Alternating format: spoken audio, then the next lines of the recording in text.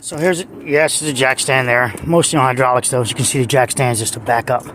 And it's changing the tire there, so I'm perfectly in safe range, if you will. So yeah, you can try using it this way. It slips a lot. Now, my hand's under there just real quickly for demonstration. Of course, if that would have fell then, it would have got me, but joke's on me at that point.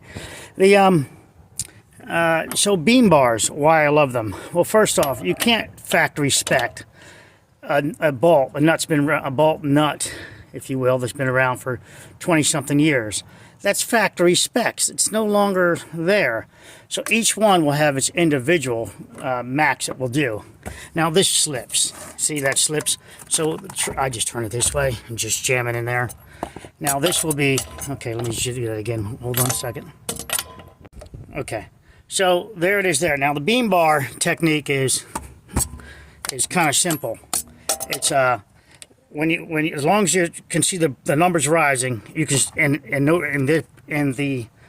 this is not rotating. You're at your torque. As if this rotates and the beam bar numbers rise, then you're still adding clamp force. But if it rotates and the beam bar is not rising in pounds per square foot or inches, whatever you have it set for, then you're maxed out. Oh, I'm getting a little troublesome here with the video and everything. Let me try to hurry this up. Okay, here we go. So you see it's locked. Then now it's going to rotate into it. So the beam bar will rise, and then there we go. So it bounced, but I didn't gain more torque. So that's maxed out. That specific nut and bolt are matched.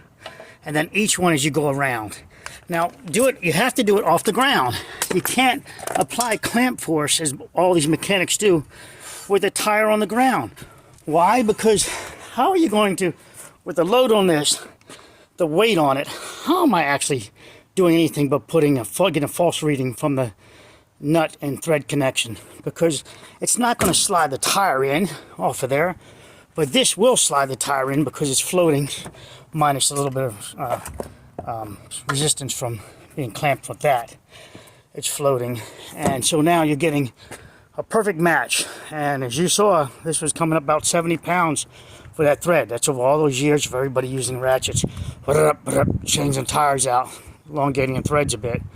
Nowhere near 25 pounds or 40 pounds or whatever the specs are on this, but specifically each one will be specced out based on a beam bar technique, not on a click type system. All right, so hopefully this was helpful.